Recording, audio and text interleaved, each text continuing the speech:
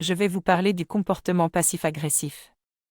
C'est une agression non verbale qui peut se manifester de plusieurs façons, comme le fait de refouler ses sentiments et de les exprimer de manière odieuse et antagoniste à travers des comportements tels que des regards furieux, un silence radio ou une négligence de ce que dit l'autre personne.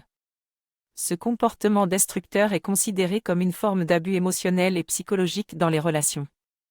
Il peut y avoir deux formes d'agressivité passive, l'une inconsciente et l'autre délibérée dans le but de manipuler ou de faire du mal à quelqu'un.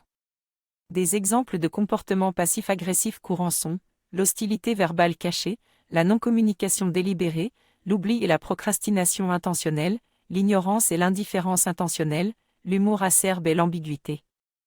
Je parle de la manipulation mentale et de ses différentes formes, telles que les fausses accusations, la culpabilisation, la déformation de la réalité, la rigidité, la diffamation, etc.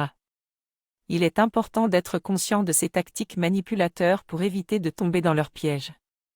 Malheureusement, ces comportements destructeurs ne sont pas pris au sérieux par de nombreux professionnels de la santé mentale.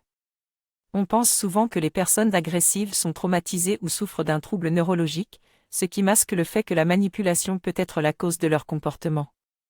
Il est important d'apprendre à écouter son instinct viscéral pour repérer ces manipulations et de prendre conscience de nos propres vulnérabilités qui peuvent être exploitées.